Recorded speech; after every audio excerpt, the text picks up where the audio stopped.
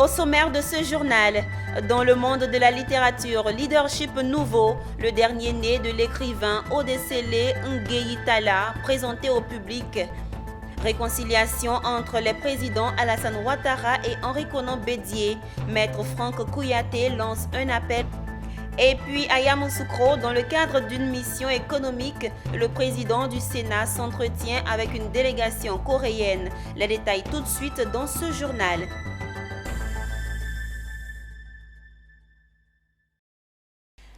Madame, Monsieur, bienvenue. Vous suivez le journal sur Business 24 Africa. Très heureuse de vous retrouver.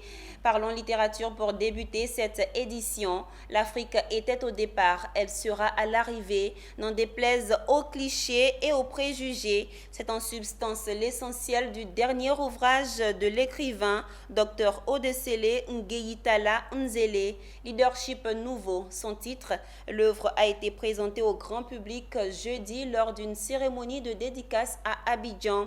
À mi-chemin entre enseignement biblique et panafricanisme, c'est une œuvre qui revendique la part plus qu'importante de l'Afrique dans l'histoire de l'humanité. Issa Badini et Ismaël Doza.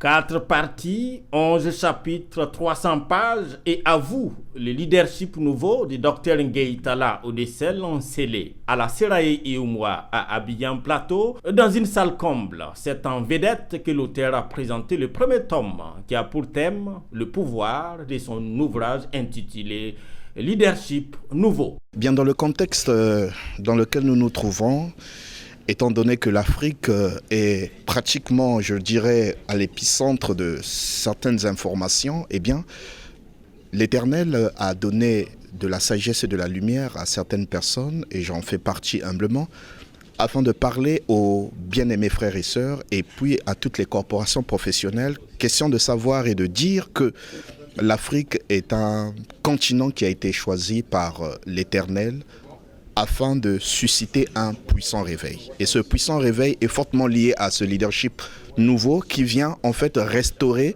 ce qu'a été l'Afrique jadis. Premier tome d'une série de 7, Leadership nouveau et son auteur se veulent des éclaireurs dans un monde qui va mal selon eux et que l'Afrique doit être le point de départ d'un renouveau. La mission de l'œuvre, c'est une prise de conscience. Oui, c'est une prise de conscience face aux enjeux géopolitiques, aux enjeux de relations internationales, spirituelles également, parce que tout va dans le sens où l'Afrique doit s'imprégner de ce que l'Éternel veut faire. Il faut que nous soyons responsables en Afrique. Nous pouvons accuser les autres de nous avoir exploités, mais nous sommes responsables de nous être laissés exploiter. Donc il ne faut pas juste se plaindre de ce que les autres ont fait. Et ce livre nous permet vraiment à tout lecteur de revenir dans la pensée de Dieu, de prendre conscience de ce qu'il est, réaliser son identité, d'accord, se rendre compte de ce que Dieu a mis en lui, du potentiel dont Dieu l'a doté, et de toute l'aptitude que le Seigneur lui a donnée. Juriste et théologien de formation, Dr Ngeyitala Odesele Nsele est originaire de Congo-Brazzaville, auteur de plus de 14 ouvrages chrétiens dont les 70 semaines de Daniel et l'Église épouse de Dieu, les secrets du couple parfait ou encore la Troisième Guerre mondiale. Dr Nsele est responsable de l'espace chrétien Rema, la parole à Odessa en Ukraine, et les églises Rema Christ Tabernacle. Le tome 2 de Leadership nouveau est prévu pour le mois d'août de cette même année. Poursuivons cette édition en nous intéressant à la réconciliation en Côte d'Ivoire. Maître Franck Kouyaté a animé une conférence de presse récemment. 3 points étaient à l'ordre du jour de cette rencontre avec les journalistes, dont l'appel qu'il a lancé entre les présidents Alassane Ouattara et Henri Konan Bédié pour une réconciliation vraie afin de donner à la Côte d'Ivoire et aux Ivoiriens une chance de paix. C'était en présence de Pierre Tebeu et Doumbia Ayuba. Pour l'agent d'affaires judiciaires, près les tribunaux et analystes politiques, Maître Franck Kouyaté, il n'y a pas de doute à se faire. Le salut de la Côte d'Ivoire repose en partie sur une entente forte entre le président de la République Alassane Ouattara et son aîné Henri Konan Bédié, président du PDCI-RDA aujourd'hui dans l'opposition. Et cette conviction, Maître Franck Kouyaté l'a martelé ce jeudi face à la presse ivoirienne surprise de voir qu'il y a encore quelqu'un qui croit au retour de l'alliance Alassane Bédié. Et pour réussir la réconciliation entre les deux ténors, Maître Franck Kouyaté fait appel à des symboles. Il propose ce qu'il appelle lui-même l'appel de Dimbokro. Dimbokro, ville symbole et historique de la Côte d'Ivoire, et pour cause. Dimbokro, c'est tout un symbole. Hein. L'appel de Dimbokro s'adresse particulièrement à Henri Konan Bédié et à Alassane Ouattara, parce que les deux sont natifs de Dimbokro. Mais l'appel de Dimbokro va régler la question de rancœur entre Bédié et puis Alassane, parce que les deux se battent pour la même cause. Pour Houphouët-Boigny, mais Houphouët-Boigny, c'est Dimbokro qui l'a formaté. Mais malheureusement, le PDCI n'a rien fait pour Dimbokro.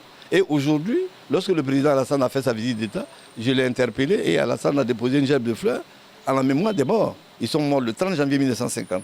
Donc la prochaine rencontre entre Alassane et Bédié doit se faire à Dimbokro pour que les deux aillent déposer concomitamment les gerbes de fleurs pour que enfin ces morts-là ne soient pas morts pour rien et pour que Houphouët repose en paix. Voilà. Donc l'appel de Dimbokro, c'est pour recadrer. Et à Dimbokro, vous avez des gens comme Samba Koné Ambroise, qui s'est donné corps et âme pour Houphouët. Vous avez des gens comme Famagoué Diabaté, qui était le petit frère de Lamine Diabaté. Dimbokro, c'est plein de symboles. Les prisonniers de Assabou étaient à Dimbokro, ils ont été libérés en 1966. Bon, Dimbokro, vraiment, c'est plein de symboles. Hein. Et donc, pour moi, d'ailleurs, même le symbole le plus fort, c'est que Alassane est né à Dimbokro, quand même. Bédié est né à Daoukro, mais Bédié n'est arrivé qu'à l'âge de 14 ans à Dimbokro, de par l'entremise du doyen Nzing, qu'on appelait Gabriel Nzing d'ailleurs, qui était à Bokanda. Et vous savez, à l'époque, il y avait deux blocs. Hein. Vous avez les progressistes qui commençaient à partir de Bokanda, Bongouanou et consorts, et vous avez Dimbokro Toumoudi qui était PDCI. Mais Houphouët étant très, très futé, il allait chercher ses frères baoulés de l'autre côté pour les mettre au PDCI. C'est comme ça que Nzing est arrivé à Dimbokro. Maître Franck Kouyaté compte peser de toute son expérience de disciple de feu le président Félix Houphouët-Boigny pour voir son rêve se réaliser, celui de réussir le second mariage entre le président Alassane Ouattara et Henri Konan Bédié. Il compte se donner les moyens pour y parvenir et entend fédérer toutes les bonnes volontés pour la réussite de ce vœu cher, selon lui, aux Ivoiriens. Parlons santé. Sensibiliser la masse sur les dérivés du tabac et trouver une stratégie de lutte contre les nouveaux produits toxiques. C'est le défi que veut relever le Programme national de lutte contre le tabac, en abrégé PNLTA. Pour ce faire, il organise un atelier réunissant institutions, ministères et sociétés civiles sous la coupole de l'OMS pour trouver des pistes de solutions. C'était récemment dans la ville de Grand-Bassam en présence de Philippe Zabo et Marius Siri. Destruction massive, on peut le dire sans sourciller. La chicha, la pipe électronique ou la pipe à eau sont bel et bien des armes de destruction massive. Malheureusement, silencieuses et inconnues du grand public, surtout des jeunes qui s'y adonnent, puisque l'industrie du tabac leur fait croire que les substances qu'elles contiennent sont inoffensives. D'où l'importance de cet atelier, organisé par le Programme national de lutte contre le tabagisme et l'alcoolisme, pour mettre tout le monde au même niveau d'information sur la dangerosité de ces nouveaux produits toxiques. Alors, le tabagisme est un problème, est une épidémie mondiale, c'est une pandémie. Tous les pays sont atteints et la Côte d'Ivoire n'échappe pas à cette épidémie. Et tous les pays sont en train de ont mis en place leurs efforts pour combattre cette épidémie-là à travers un instrument qu'on appelle la Convention cadre de l'OMS pour la lutte anti-tabac que chaque pays essaie de mettre en œuvre. C'est dans ce cadre-là, par exemple, que vous avez entendu parler du décret portant interdiction de fumer dans les lieux publics et les transports en commun. C'est dans ce cadre-là que vous avez entendu parler de la loi anti-tabac qui a été adoptée en Côte d'Ivoire, etc., etc. Alors, et depuis lors, il y a, malgré cette volonté affichée du gouvernement, des efforts entrepris, des résultats sont en train de se faire voir.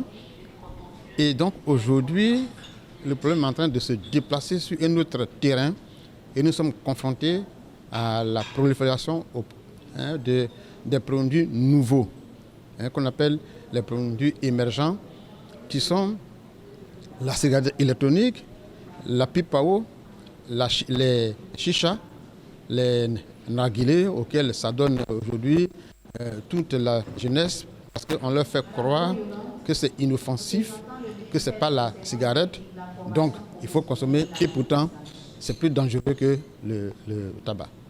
À sortie de l'atelier, il y aura un plan d'action qui sera mis en œuvre, qui sera élaboré. Donc dès aujourd'hui, ils vont s'atteler à remplir un canevas qui reprend toutes les étapes et toutes les stratégies d'un plan d'action avec des activités à mener de manière immédiate, à court, moyen et long terme.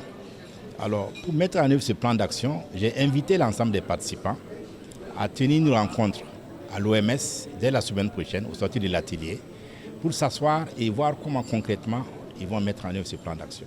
En Côte d'Ivoire, 5000 personnes meurent des effets du tabac chaque année. C'est pourquoi les lois anti-tabac ont été votées en juillet 2019. Nous sommes à la fin du mois de mai, une période consacrée à la célébration de la fête des mères. Le groupe Fraternité Matin vient de donner le coup d'envoi de cette célébration avec la première édition des Wonderful Moms, un événement qui a permis de distinguer 10 mères en présence du maire de Cocody et de la Miss Monde Olivia Yassé. C'était ce mercredi 25 mai 2022 à Eden Golf Hotel. Konena Nourgo et Ismaël Doza. La fête était belle ce mercredi à l'occasion de la première édition de célébration de la fête des mères, Wonderful Moms. Initiée par le magazine Femmes d'Afrique du groupe Fraternité Matin, cette première édition de Wonderful Moms a mis à l'honneur les femmes donneuses de vie. Une manière pour le groupe Fraternité Matin de valoriser les mères. L'objectif de cette cérémonie rentre dans un cadre global de redynamisation de tous les titres de Fraternité Matin.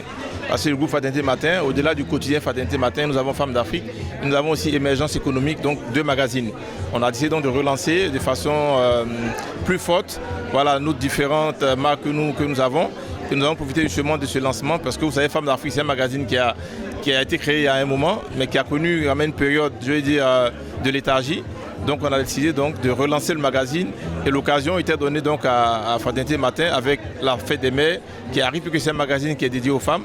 Donc pour éviter de la circonstance, pour relancer le magazine, le repositionner et dire aux femmes que c'est un magazine qui leur appartient. La femme représente tout et comme on dit, c'est le berceau. Parce que c'est elle qui enfante et c'est elle qui supporte pendant les 9 mois. Nous les hommes, nous sommes à côté pour pouvoir les accompagner. Cette cérémonie qui a été rehaussée par la présence de la Miss Monde a permis de primer 10 Wonderful Moms. Je suis très heureuse, c'est la première édition et nous allons continuer à soutenir donc, cette manifestation qui honore les femmes qui vont de l'avant, surtout pour l'émergence de nos pays africains. C'est un honneur de recevoir ce prix décerné donc, par le magazine Femmes d'Afrique. Je suis d'autant plus honorée que ça vient récompenser une action au service des populations. Nous sommes au service des consommateurs ivoiriens, travailler au quotidien pour améliorer leurs conditions de vie. La première édition de Wonderful Moms a également permis de faire plusieurs heureuses à travers une tombola. Et le prix Wonderful Miss a été décerné à la Miss Monde Olivia Yassé. La fête des mères est célébrée le dernier dimanche du mois de mai. Pour cette année 2022, la célébration officielle correspond au dimanche 29 mai prochain. Une page d'éducation dans ce journal. Le Centre de protection de la petite enfance d'Azito a profité de la fin de l'année scolaire pour célébrer sa 10e promotion sortante du nom de l'honorable Bois, directeur général d'Azito OEM. Cette cérémonie a donné lieu à une fête meublée de jeux didactiques. Seuls les enfants connaissent le secret. Philippe Zabo et Marius Siri. La fête a été totale. De la directrice aux enfants, en passant par les éducateurs, tous se sont lâchés. Chants et danses ont égayé cette fête de fin d'année.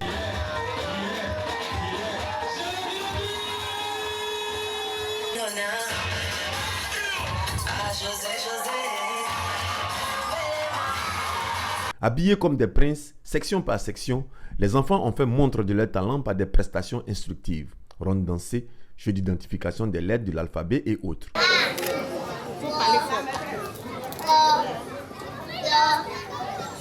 faut passer derrière, j'ai fini lettre. Bravo, Oriane. Prends la lettre E. J'ai trouvé la fête trop belle. Ces prestations ont médusé leurs parents. Cette école vraiment est une bénédiction pour nos enfants. C'est vrai qu'au départ, je ne connaissais pas, mais voir la performance de mon fils, vraiment aussi peu de temps, savoir bien s'exprimer. Pour les personnalités présentes, dont le représentant d'Azito OEM, les bons résultats des enfants sont à mettre à l'actif du triptyque infrastructure de qualité, éducateurs bien formés et suivi des enfants. Azito, l'excellence est l'une de nos valeurs et nous prenons cette excellence à travers le développement socio-économique des riverains d'Azito. Et particulièrement, nous pensons que l'excellence commence par la petite enfance, raison pour laquelle Azito s'est toujours engagé à permettre à nos petits-enfants d'évoluer dans un cadre agréable et également qui leur permet d'évoluer et de s'accomplir. Et merci également à nos partenaires Azito OEM qui ont toujours répondu favorablement à nos doléances. C'est grâce à eux qu'aujourd'hui nous sommes fiers quand nous nous levons les matins. Au-delà du village qui gagne, ce sont les tout petits même qui gagnent. C'est environ 100 enfants qui iront au CP1 l'année prochaine. La lecture développe l'esprit d'analyse, l'esprit critique. Chaque page tournée renforce le tissu de connaissances. Cette assertion a pris tout son sens à la cérémonie d'inauguration de la bibliothèque du club de lecture et d'écriture du CPM BAT, entendez, Centre professionnel des métiers du bâtiment de Koumassi, une action du groupe Bolloré soutenue par les efforts de la directrice générale du CIDFOR. Reportage.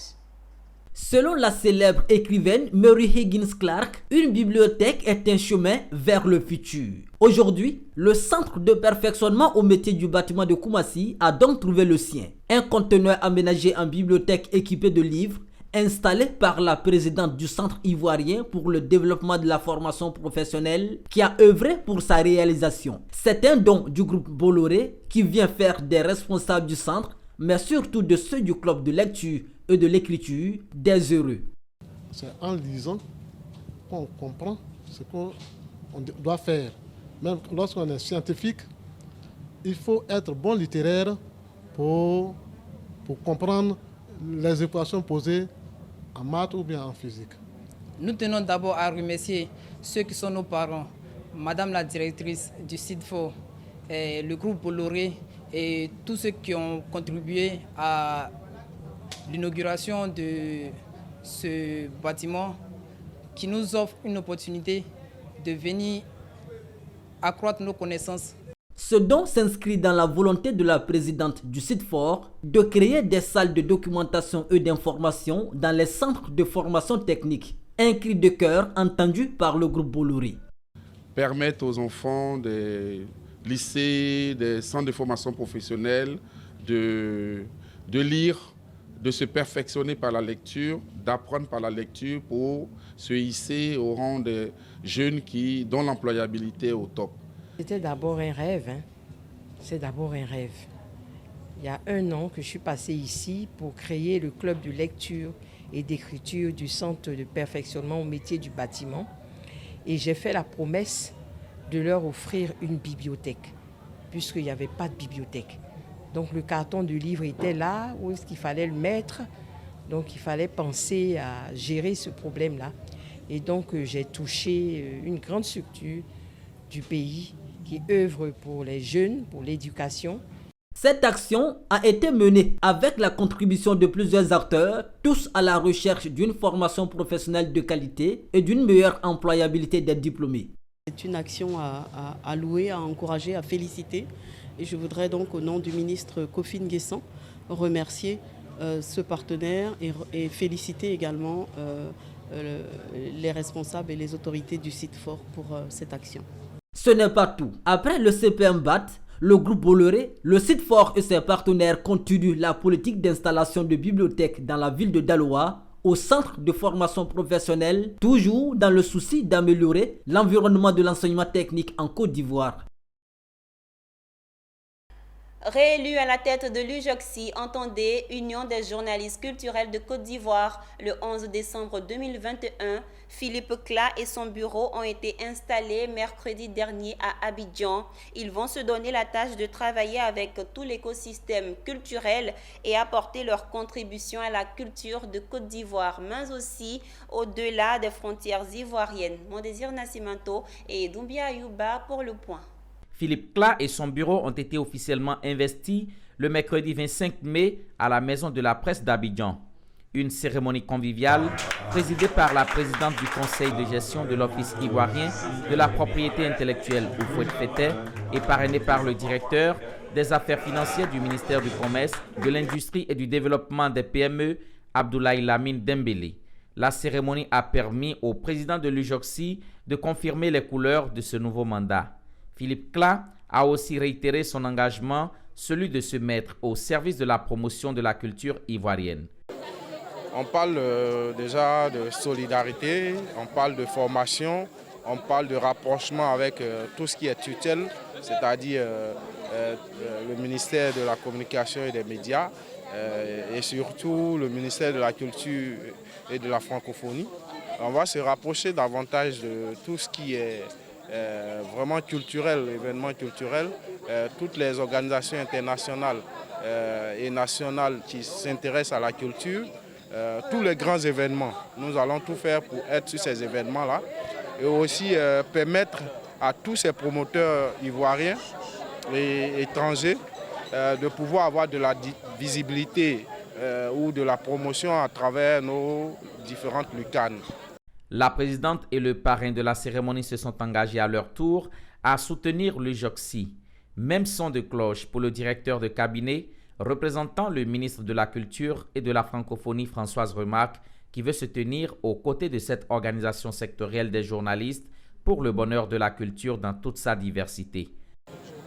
Tout dépendra de l'aide que le bureau exécutif voudra bien me demander. Voilà. Sinon, comme je l'ai dit dans mon discours, je suis ouvert, je suis open à les accompagner dans toutes leurs entreprises et surtout pour la réussite de leur mandat. Rappelons que Philippe Cla a été reconduit pour 3 autres années lors de la 6e Assemblée générale élective de l'organisation qui s'est tenue le 11 décembre 2021 à Abidjan. Terminons cette édition en nous rendant à Yamoussoukro, capitale politique de la Côte d'Ivoire. Le président du Sénat, Jano Aoussou-Kouadio, a reçu en audience le mercredi 25 mai 2022 une délégation d'hommes d'affaires sud-coréens présents en Côte d'Ivoire dans le cadre d'une mission de prospection économique. À cette occasion, il avait à ses côtés Raymond Goudou Kofi, ministre-gouverneur du district autonome des Lacs, et Yeboué Kwame Kwasi Pascal, président du conseil régional du Bélier, ainsi que des sénateurs. Charles Kouakou, dans un commentaire de Marie-Christelle Zogueyi. Dans la perspective de son développement, la Côte d'Ivoire offre un environnement des affaires marqué par une politique incitative mise en place par l'État à travers l'élaboration d'un plan national de développement, PND. Ce plan établit ses priorités, notamment le développement des chaînes de valeur inclusives et régionales, le renforcement des infrastructures pour soutenir le développement industriel, l'accroissement des investissements privés, nationaux et étrangers. C'est dans ce cadre que se situe cette rencontre en vue de mettre en place une passerelle entre les chefs d'entreprise venus de la Corée du Sud et les autorités administratives en Côte d'Ivoire.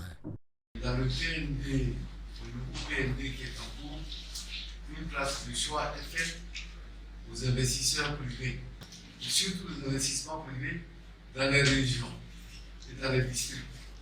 Cette rencontre a permis d'une part à la mission coréenne de s'imprégner des opportunités d'investissement qu'offrent les régions ivoiriennes et d'autre part à la partie ivoirienne de découvrir le savoir-faire coréen dans divers domaines. Cette mission de prospection a été initiée par le cabinet Sodines SARL, dont le premier responsable, Cissé Tiemoko, a révélé les domaines ciblés, l'agro-industrie, l'immobilier et bien d'autres. Il s'agit notamment de l'énergie solaire, de l'agriculture, du médical, du textile, des secteurs porteurs qui peuvent participer au développement de nos régions. Sur invitation du président du Sénat, Raymond Koudou Kofi, ministre-gouverneur du district autonome des Lacs, et Yeboué Kwame Kwasi Pascal, président du conseil régional du Bélier, ainsi que des sénateurs ont assisté à ce cadre d'échange. Donc nous avons pu partager les attentes au niveau du district avec les régions et savoir quelles sont les opportunités d'investissement que nos hôtes pouvaient nous présenter.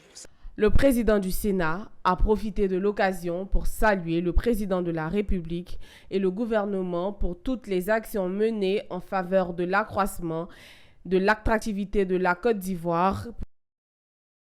C'est sur cette note que se referme ce journal préparé par l'ensemble de la rédaction. Merci de nous avoir suivis. Les programmes se poursuivent sur Business 24 Africa, la télé utile.